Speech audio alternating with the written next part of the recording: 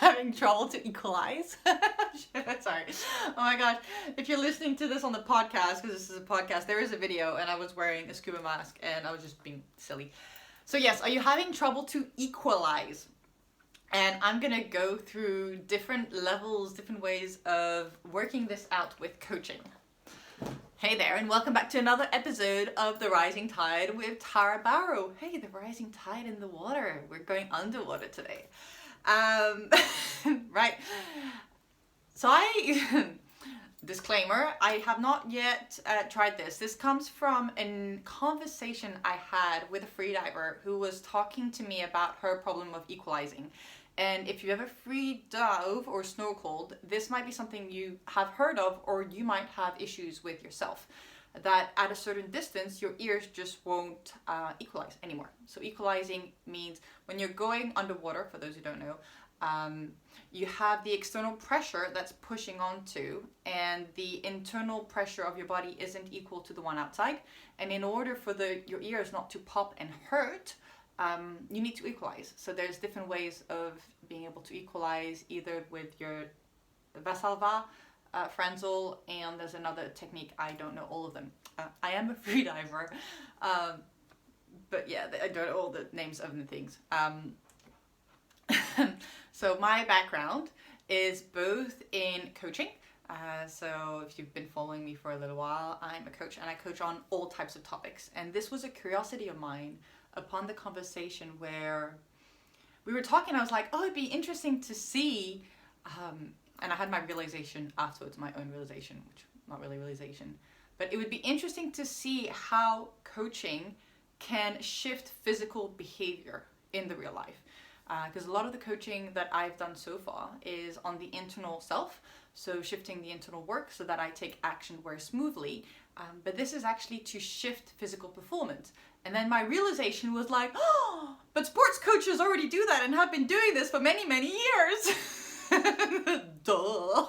So, but okay, so I have never had a sport coach, as in like mindset coach for coaching. I've had like coaches, like rugby coaches and swimming coaches for the activities that I've done, who've helped me see physically a technique. But none of the coaches that I've had, and I think that's true, so none of the coaches that I've had worked with me on the internal piece in order to enhance the external. And there's a great book called The Inner Game of Tennis that actually works on this. So it's just a coach that works with tennis players, and it's so not about tennis, it's about coaching.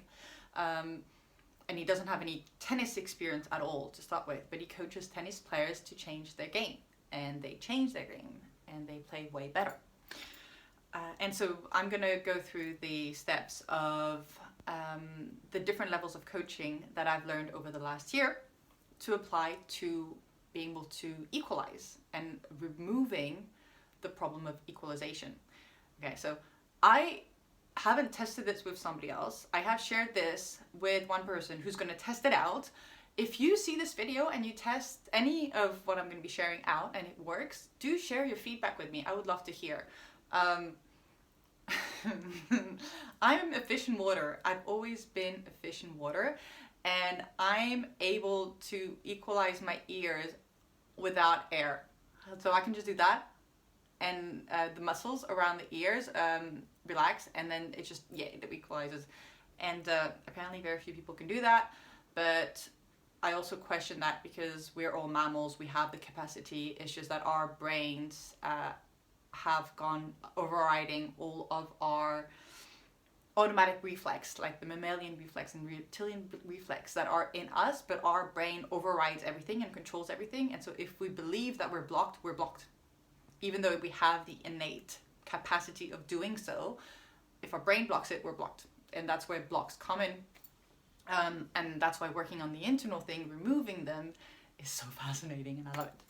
So let's get into the 5 different levels. The acronym SEMBU. So somatic, which is the body.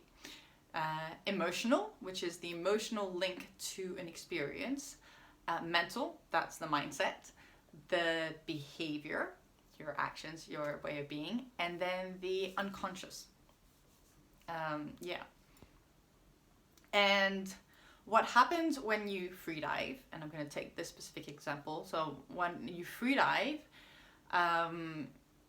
you'll need to equalize your ears in order to keep going. If not, it hurts. And if you've seen somebody who pushes beyond the hurt, or you've heard about it, what can happen is you have a strong pain in the ears, and if you really keep pushing, your ears can bleed. And this is so not recommended. You're supposed to listen to your body and not push on. That's why you equalize. This is like safety from freediving. I do freedive a little bit. I have a little bit of knowledge around that. I don't freedive as deep as major freedivers, but I have an ease. Last time I did it was about 30 meters. Okay, so freedive, and so the block comes. So what is normally recommended is for the freediver who's you freedive head down, and to try to unblock, which helps, is you go back right side up, and then you go down the rope because you're along the rope to keep going down. And so that normally tends to work, but that's where the blocking is. Working on the Sambu level, so the 5 different levels, this is before you doing a dive session. So if you have this block when you dive, I would give it a try. You know, I invite you to give that a try and see if it works. So before you do a dive session, a couple weeks before, or when you're hearing, before you do your next ones, see if that works, and then I'll give you what to do in a dive session when it happens at the end of the call, of the recording. All right, with the somatic element of it is, so when you're diving and I'm sitting with you right here and you're listening to this. So when you're diving, and just visualize back to the sensation in your body that gets frustrated when you're diving, right? And that your ears block and you can't go any further. So the first reaction, it'll be, that you'll feel a blocked frustration. Frustration comes into the body as a contraction. There's an unease, and you like tense up the whole body. The whole body, or an area in your body, kind of tense up. And so what I'm inviting you to do, if you are feeling the sensation, is just sitting with it and allowing it to feel the sensation. So wherever you are now, and if you're feeling that sensation, that when you dive you get the frustration, just sit with it. Be present with it. If you feel it somewhere right now in your body, just place your hands on it. So sometimes it could be the chest area, it could be the gut area, lower down the solar plexus, just wherever you're feeling it, and place your hands on it. It could be both hands on the same place or 2 different areas, doesn't matter which hand. And slow down and breathe into the sensation, not trying to change any sensation.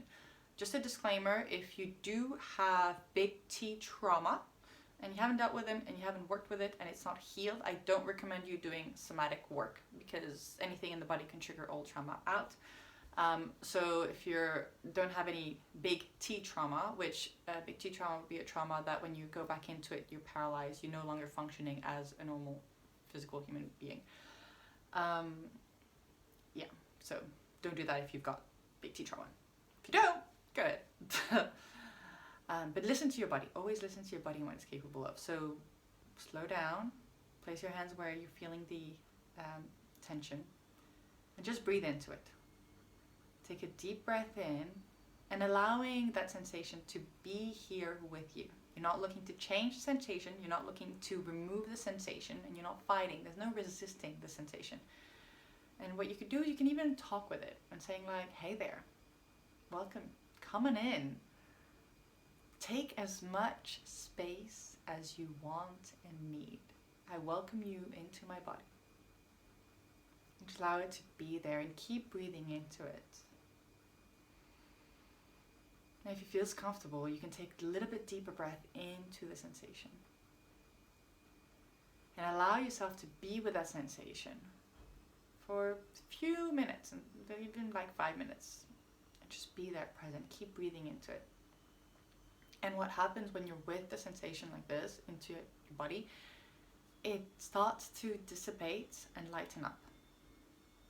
Right? Now that's the sensation that you're working with.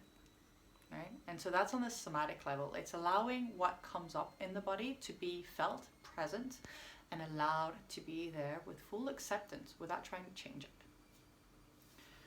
So on the emotional level, you can work with the emotions that come up when you get into frustration underwater and it doesn't come up, right? And so again, it's like if you get stuck at 15 meters or at 20 meters freediving, then you'll feel mostly frustrated, annoyed, pissed off, angry with yourself, disappointed that you can't go any further. And just take a moment to feel that again. And this is more on the emotion rather than the sensation, but same thing, allow the emotion to be present. With an emotion, when it comes up within your nervous system, so emotions all like nervous system related, and it's totally human to feel, by the way, it's similar to the somatic, as in allow it to be here, to be felt, and to be present. An emotion in a human body only lasts about 90 seconds, 60 to 90 seconds.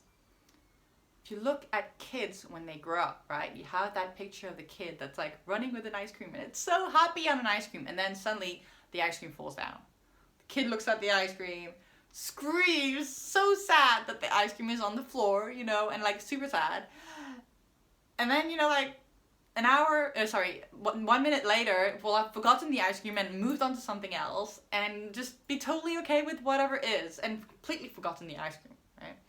This is our normal capacity as human beings. And as adults, we forget that. We will ruminate in the past on things that have happened to us, things we think that happened to us, and blame and just hold on and wanting things to go back. And that's an adult thing. Kids don't do that. We are still kids inside, so we still have that capacity. Emotions only take 90 seconds max. If you're holding on to an emotion longer than that, it's a story that you're replaying over and over again. So as an adult right now, allow that emotion to be felt, to be present without trying to change it, to say that it's not supposed to be there, and just allowing it to be and giving it as much space and accepting it as is. Right? It's not going to feel comfortable, by the way. There's going to be discomfort feeling in the body, and that's totally okay. You know, not everything's supposed to be super happy, good feelings. Sometimes it's uncomfortable. That's okay. On the mental level, it's questioning the stories that are linked with the with the blockage, right? So I can't go down below 15 meters. My ears block when I go down 15 meters. A beautiful tool is the work by Byron Katie, and that's like inquiry into the story that you're believing. So I'll just give you a brief example, but it's questioning those stories around you not being able to go down. Like, is this completely true? Do you know this to be 100% true without a shadow of a doubt? Right? And then who would you be without holding that belief that you can't go below 15 meters, right? If you didn't believe that you'd be stuck at this depth, how would you behave? What would you try? And then your brain just starts to open up a wider scale. The invitation with the work as well with Byron Katie is to then find the opposite beliefs, right? So I am stuck at 20 meters of depth. How about like, I am not stuck at 20 meters of depth. Like I can swim to 30 meters of depth, right? Or like my thinking is stuck at 30 meters of depth. That's a little bit of a interesting, confusing one, but yeah. Behavioral, the patterns that come up that you do. And that's changing the way that you approach the situation. There's things that you can do pre the situation as well. So if you know you're going to get blocked at 15 meters of depth, and I am using meters, not whatever things, but if you think you're going to get blocked at 15 meters of depth, what kind of patterns and behaviors do you have before that, before going freediving? What's going in your head? What's going externally? How are you feeling? Like all the patterns and things, right? Because you've created a new default for you. That's your default. Like you apprehend already like being stuck, possibly. It might not be completely in your head, but it's there. And there's patterns that goes on. What can you do to shift, you know, like a new way of being with the stuckness and working that? And so choosing that when the next time something like this comes up, be with it a different way. So saying like, And that it's a mixture also with the mental, so affirmations, and then the behavioral. All of these overlap, and you can crisscross them all over the place, which I love them. But it's choosing to say, like, I'm gonna dive as deep as my body is gonna take me to, and not putting a fixed limitation on it, right? Or I love this little word, yet. Like, I can't dive to 30 meters yet, right? Or I can't get past 20 meters yet. So if you say I can't get past 20 meters, or I'm stuck at 20 meters, this is a fixed statement, and you're stuck in that situation. If you say I can't get past 20 meters yet, there's an opening. And it's like, okay, so in the future, there's a possibility I could go past 20 meters. And you're like, yay! And then on the unconscious level, that's the programming deeper underneath the surface. So a beautiful question is, what would you fear if you dove deeper than 20 meters? If you're stuck at 20 meters, right? And see what the fear comes up. And where was that fear first present? You know, sometimes we are unaware of the fear that would meet us if we reach our goal, if we went past that limit. And so that's why we're stuck before, because the fear is there, but we're not conscious. But asking, like, what would you fear would happen if you reach your goal? So let's say your aim is 30 meters and you're stuck at 20. Like, what do you fear would happen if you reach 30 meters? And then just sit with that for a moment. Allow it to be present. And then question it. Can you know without a shadow of a doubt that this is true? And then reprogram yourself. How do you want to be with this when this fear comes up? Because you can choose. Like, you can choose when the next time you feel this sensation, just allow it to be present in your body. And again, a lot of it is with your body and your nervous system, because your nervous system rules all. I mean, it doesn't rule all, but it's all interconnected, right? Like everything, if you're trying to differentiate your immunity system, your nervous system, your brain, like everything is interconnected, right? So if your nervous system is tense, then your hormonal system is affected, then your brain is affected, then everything is affected. One system is affected, all the others are affected too, unconsciously, and it's happening. And that's just how your body functions. So the invitation now for when you dive next time and you do get stuck, right? And that's a new way of being. So just taking my water bottle. The current situations when people get frustrated, because I've also been I've heard a lot of that from people, is you dive head down, you're feeling good and you're diving, and all of a sudden your ears block. And the first reaction is like, not again, crap, why is this happening to me? And there's like stories in your head. It happens really quickly, right? And then it's like, can I go a little bit deeper? Oh, it's hurting, maybe not. Maybe you'll like flip over and just head up and still be like a bit stuck and trying to like, And then you will give up as a defeat, going, okay, well, I can't go any deeper, I'm going back up. So you're giving in, but it's not acceptance because you've accepted as is. It's acceptance because you can't do anything else, therefore you choose to give up. So the new way of being with the sensation, with the whole situation, is, first of all, not putting any expectations on the dive that you're about to do, right? And just saying, like, whatever happens is gonna happen. Gonna let it be. I accept all that is. Nothing is good or bad, it just is. Might not like it, that's totally okay. You don't need to like it. But whatever is, right? And so you're doing your dive, and you're diving down, and then you can feel your ears, you know, tightening, and you can't equalize. They're being blocked. At this moment, before it even starts hurting, just pause. If you're comfortable with your head down, just stay with your head down, and just start accepting the sensation within your body right here, right now. So accept your blocked ears right here, right now, while you're head down in the water. If the head down in the water is a bit too much, then you can like flip over and just hold onto the rope. And just take a few moments. Yes, I am taking for account that you are a freediver, you're okay to be underwater, and you can last a couple more seconds just holding the rope and being there. Plus, I know you have safety divers around you because you're a conscious freediver and you never dive alone. Because that's rule number 1, the buddy system. And also this here will help you with more. So you're allowing to be with the sensation as is, and you're welcoming it in your body. You're allowing to be present, right? And accepting it as is. And just like, again, you can dialogue with it. Hey there. I see you. Welcome in. Come on in. You're most welcome. Take all the space you need to be.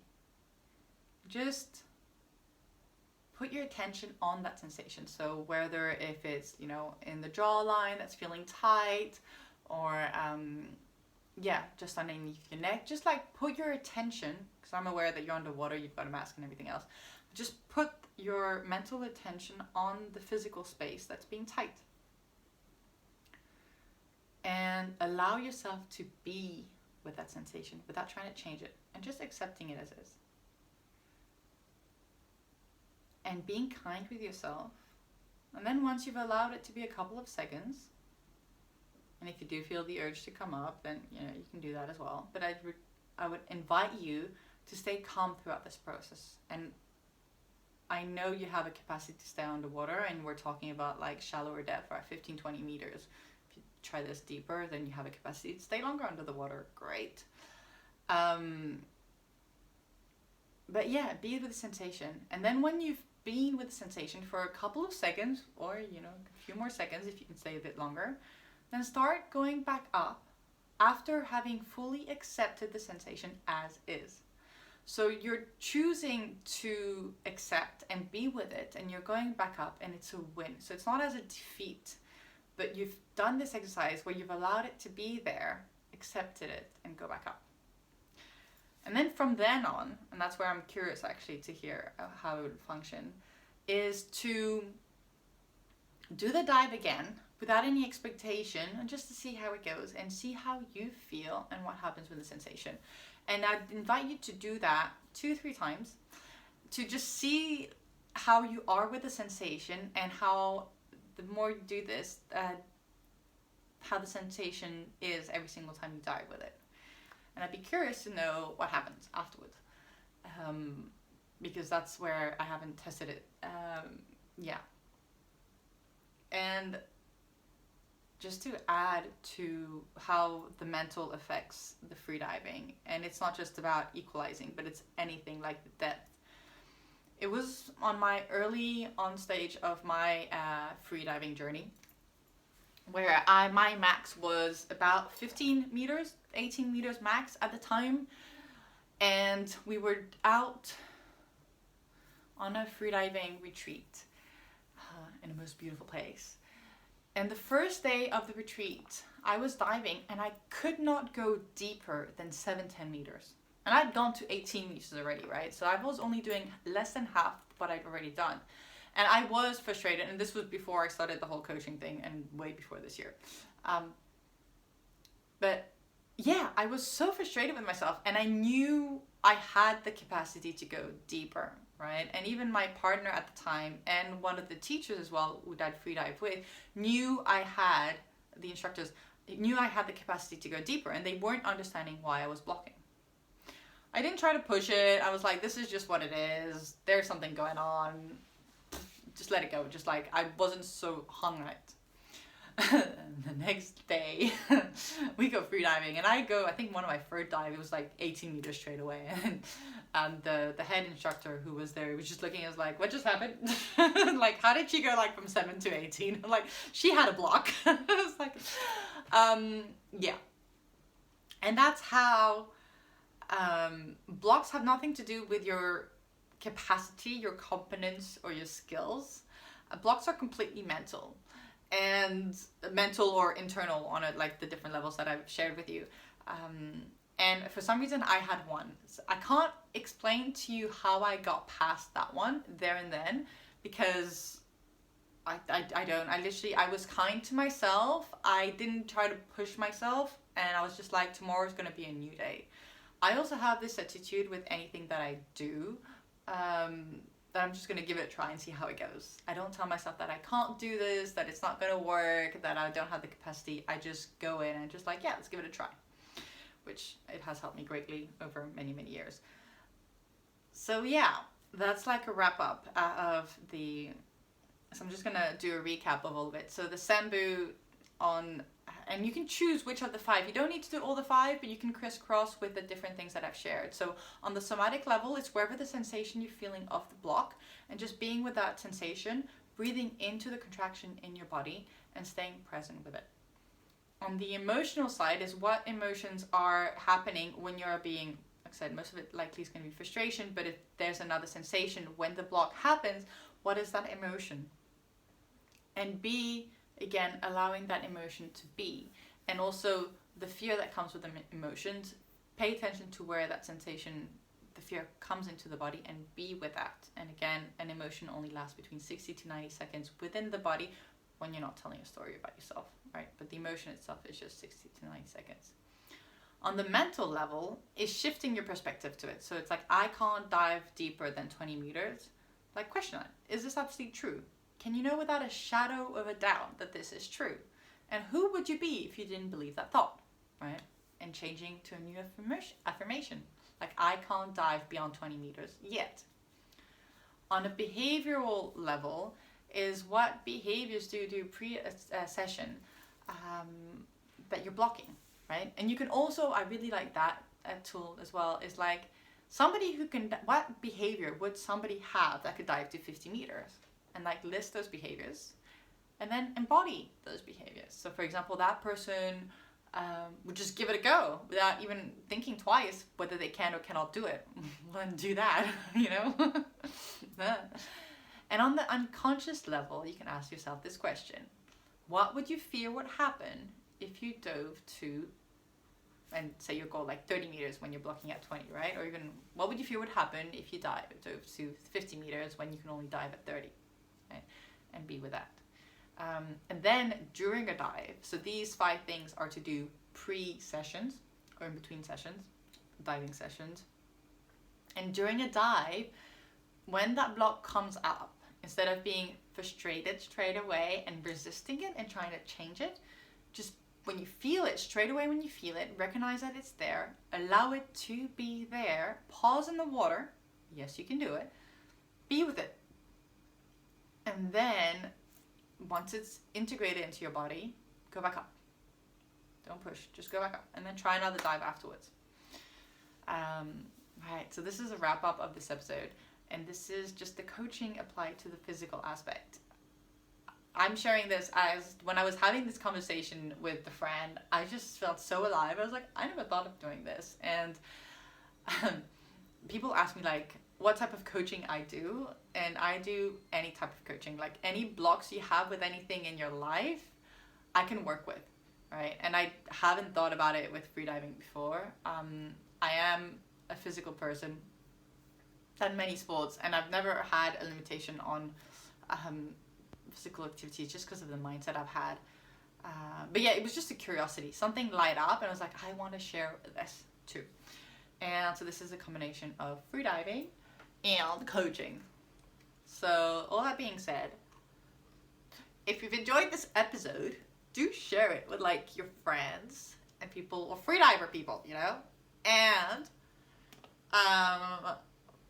let me know if it works, if you give it a try, if you know anybody who's blocked. And if you'd like to know more, well, keep listening to the Rising Tide podcast with myself. And if you're wondering why I speak funny, I now have my mask on again, which is fogging because I'm out of the water. And thank you so much for listening to this episode. I appreciate it very much. And I'll see you next time. Bye!